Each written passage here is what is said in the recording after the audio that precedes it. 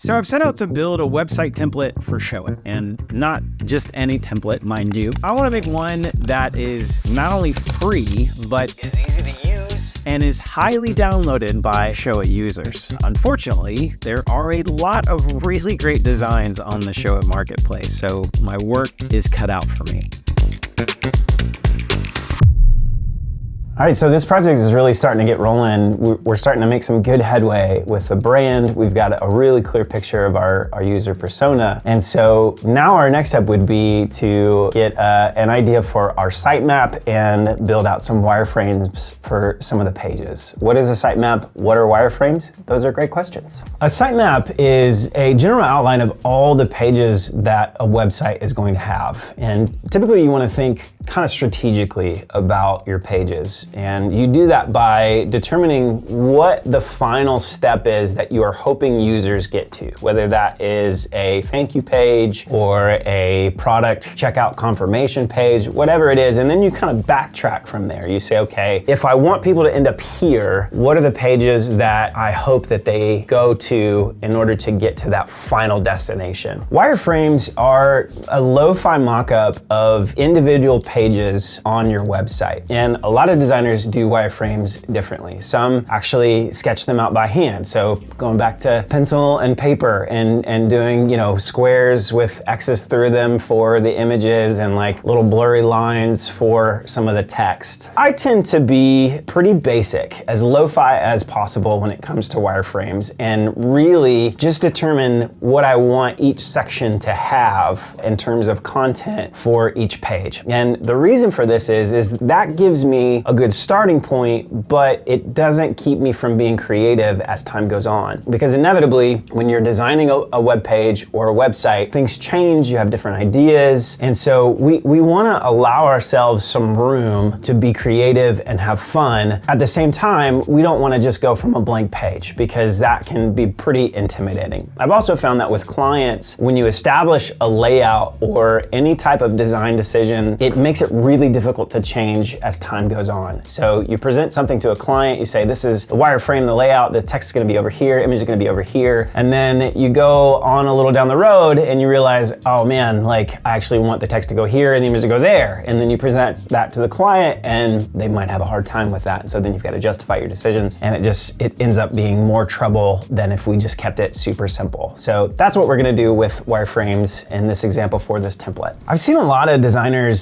skip this step, skip wireframes, skip sitemap. And I get the urge to do that because it seems like it might save you some time. But here's what I've found. When you skip this step, it actually might cost you more time in the future. And here's why. When you go from no complexity to very complex, you might come to the very end of getting everything designed out and realize, like, none of this is working. This isn't accomplishing what I hoped it would accomplish. And so then you've got to go back and try again, right? After you've done all this work to like refine images, or maybe you've made some icons, or you've messed around with color palette and there's stuff that you've printed to PNGs or JPEGs that now you've got to go back into Photoshop and you've got to redo all that stuff. So it actually ends up costing you more time in the long run. And it's really intimidating to go from nothing to like this work of art. And that's just not how creative projects work, right? Like think about novels or paintings. An artist doesn't sit down and go from a blank canvas to a masterpiece. No, they've created sketches. Some of them do like smaller miniature versions of the paintings that they're going to be doing so that they can see what it might look like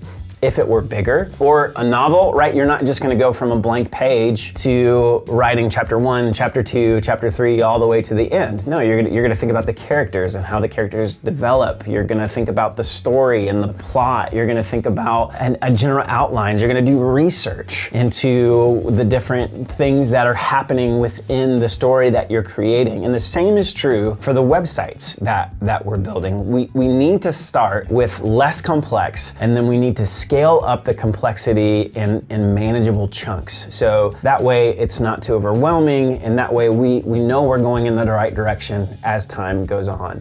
Another thing that sitemaps and wireframes allow us to do is to think strategically about the content that we're creating, right? So again, we always start with the end in mind. Where do we want our users to end up? We want them either to sign up for a newsletter or purchase a product. You know, we want them to do something. It could even be connect with me on social media. So we have to have that in mind, and then we have to backtrack from there and say, okay, what is the likely path that a user would follow if I want them to get to the destination that I'm hoping to get to? And when you do sitemaps and wireframes, you can be much more intentional about that, and that increases the likelihood that that is actually going to happen. And in a lot of ways, what we're doing with this template is we're teaching folks who are using it how to think about their website, because it's very likely that folks that use this template have never built a website for themselves. So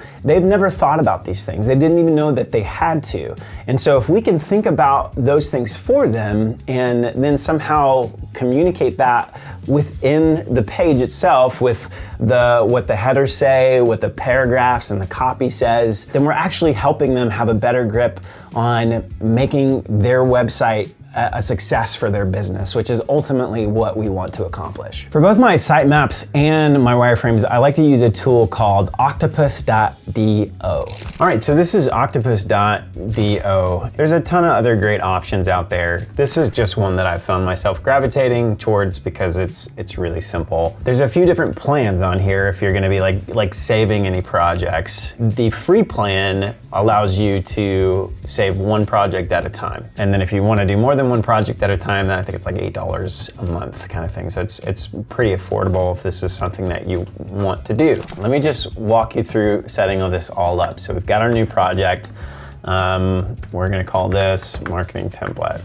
So it gives you a general outline that you can start with. And then you see it's got like main page that's connected to all these other pages. And then we've got those little wireframe sections like I mentioned I like doing. And so it's another reason why I like this is because it kind of fits into the framework of how I prefer working. So we'll come through and say that this is the home page.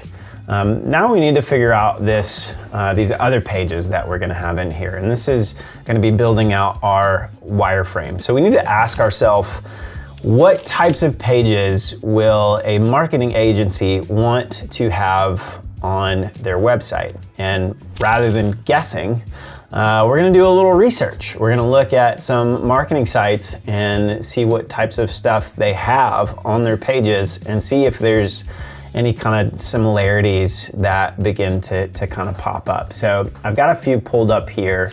This is a marketing agency. I really like their site. I liked a lot of the movement and animation that they had. We look onto their navigation and we can see, okay, here's a little bit of info about what they do. They've got a section for projects. They've got about the company. They've got tutorials, which is fairly unique, contact, and then they have all of their social interactions. So, okay, then we look at this one. Let's see what they've got. They've got their work, they've got news, and then they've got about. So this is pretty simplistic, but the difference or the similarity between these two is that they definitely have projects. Here's another one that I really appreciate, and we'll see on their menu. They've got their work and they've got contact and then they've got ideas. So the main things that we're seeing for sure are we want a place that a user can contact or get in touch with a marketing agency, and we want some type of portfolio or work or case study, so to speak. So another thing I did is I just Googled marketing agency to see if there were some things on here that would pop up from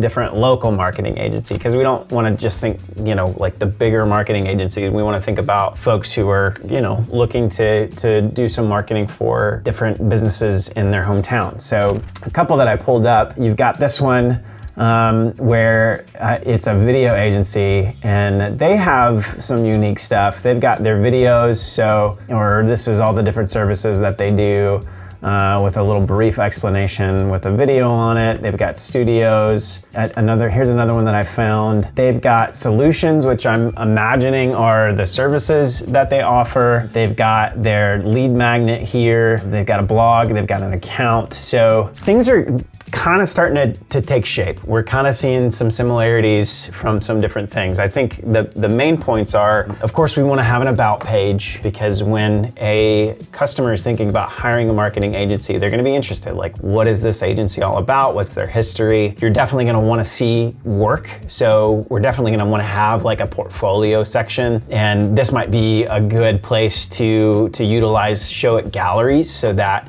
folks can see the different images that a marketing agency has created, or maybe if it's videos, so we can do that more in a gallery format. We're probably going to want to have the services that a marketing agency offers, because that's another question that I can imagine as a customer I would have when I'm looking to hire a marketing agency. Like, what do you do specifically? Do you do the thing that I need you to do? We're likely going to want to have some type of lead magnet, and this is for folks who are wanting to build an email list or want to kind of nurture leads in a different way. Some of the basics, we're going to want to have like a blog for sure, a single blog post. All that stuff is pretty much guaranteed in whatever template that we're going to build. But then we also want to have a really compelling contact us page, because that's the bread and butter of what our website for the marketing agency is going to be. Like, we want to turn visitors into warm leads for the marketing agency. And the way that we do that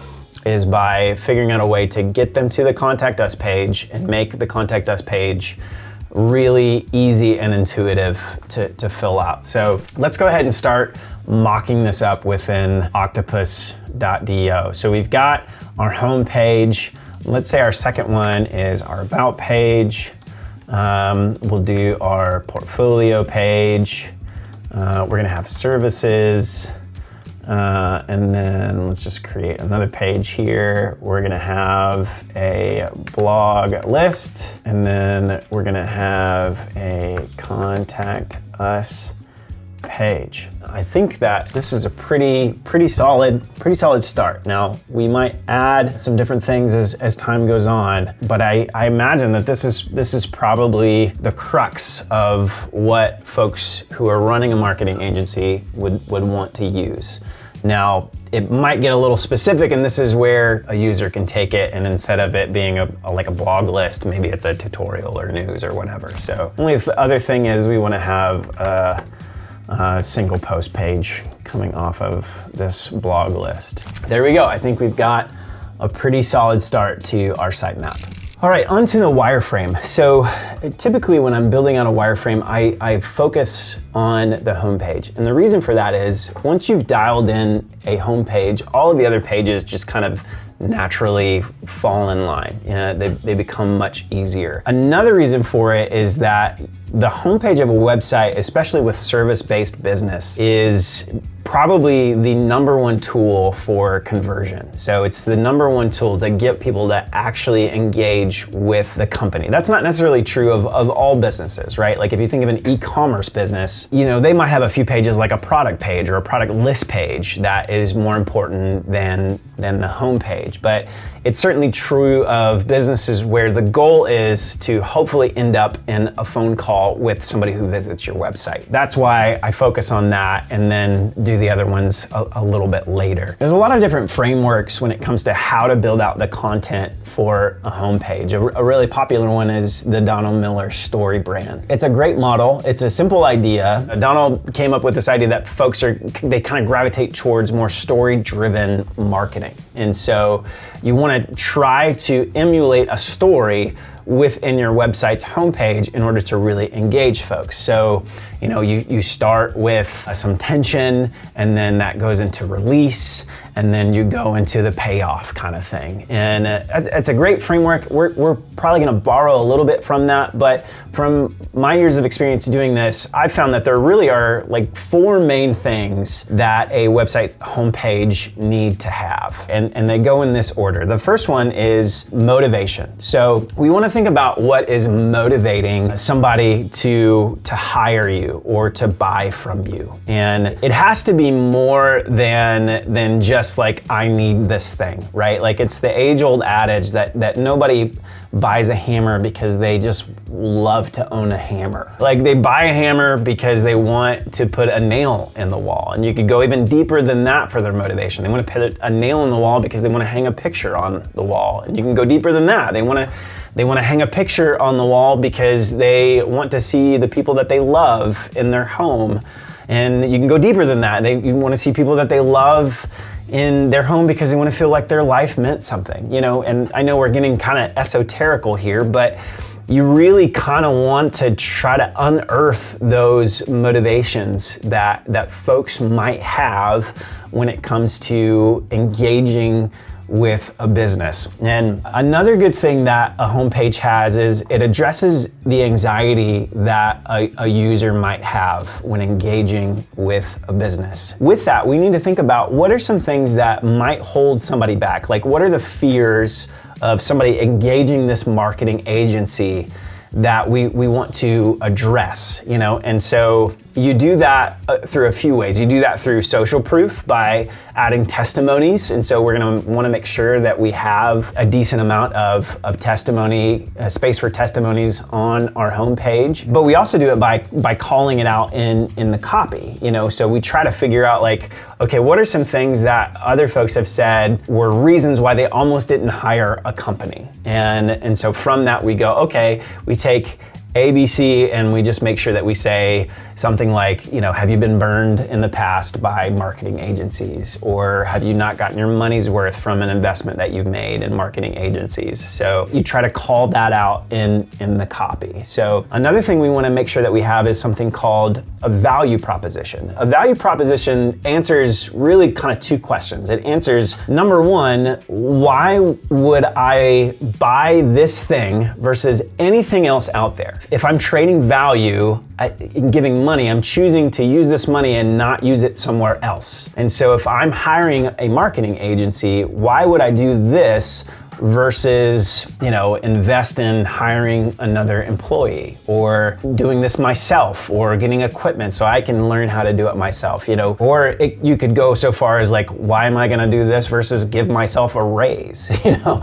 All those questions we need to try to answer. And the second question that it answers, that a value proposition answers, is why should I buy your product or service versus something else out there just like it? And so this is where we try to differentiate ourselves from our competitors. Another thing that we want to make sure we do is add a decent amount of calls to action. Calls to action is sometimes shortened to CTAs, and that is really just either a button or a form that allows you to take the next step to engage the marketing agency that has that website or the homepage. We want to make sure that we have at least one call to action at like every two sections on a page, or every two canvases for us. The reason for that is we want to remove the friction. We want to make it really easy for somebody to engage with this company. I don't know if you've ever been on a website where you're like, okay, like this looks great, and what do I do? And then you kind of have to unearth or find the needle in the haystack as to either check out or email somebody or whatever. And you don't have a lot of chances to really convince folks to engage with you. And so the least amount of effort that you make somebody take in order to do that, the more likely it is that they will follow through to the very end. So typically with all of those things, I kind of try to follow a story brand model. So I'll do, you know, motivation, and then anxiety, and then value proposition onto social proof, and then CTA. And then you repeat that a few times as it feels good, and then you're golden. You've got a really solid homepage set up that will hopefully convert really well. All right, so let's take a look at our homepage and just kind of hammer out some wireframe type sections here. Octopus has kind of laid out something that it thinks will be helpful to get started.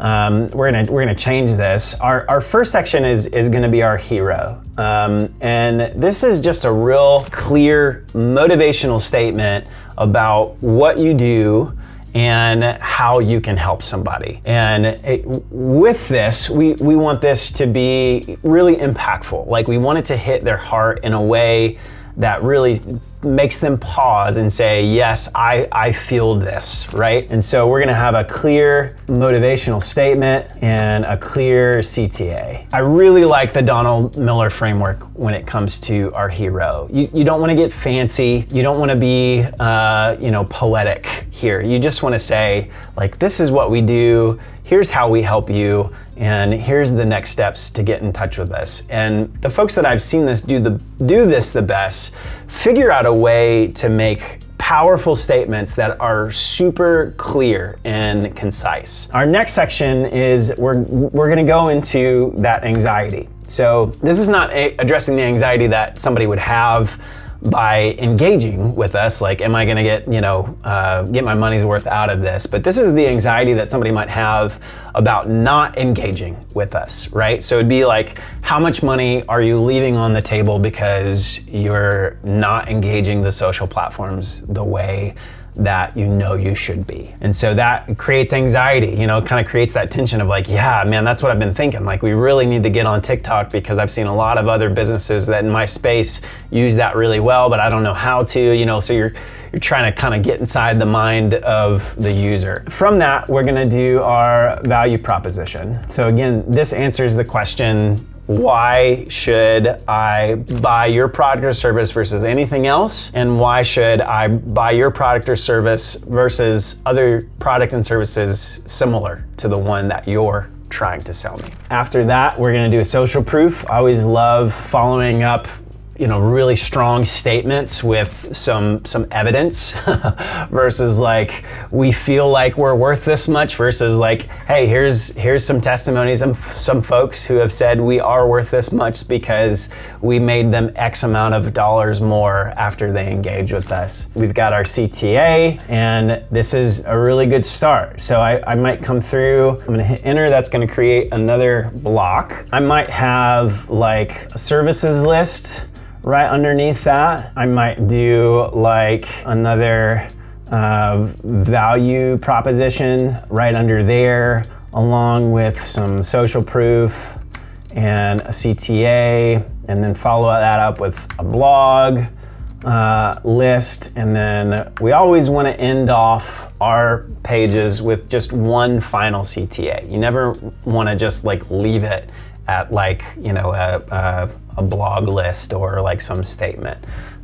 So that way, if somebody has scrolled all the way to the bottom, you're not like leaving them hanging as to what to do next. And then finally, we're gonna have the good old footer. I feel like this is a really good start. And again, we might get in here and things might change a little bit, but this gives us some good direction as we're kind of putting more graphic details to our homepage. And we are all done creating the sitemaps and the wireframe, and it is shaping up into something really, really cool. Again, we're doing this so that hopefully it saves us some time on the back end, so that we don't have to come back and rethink about all the pages that we might need. Now, this doesn't pigeonhole us into one idea. We want to keep things flexible until the very end of the project, because things just have a way of shaping up differently as time goes on. And you might find yourself needing an extra page or maybe even removing another page. But this gives us a solid framework to build our template. And the next step is where things get really fun. We're gonna start designing out pages. So this is shaping up into being something really cool. And I'm getting really excited, and I hope you are too. So we'll see you in the next episode.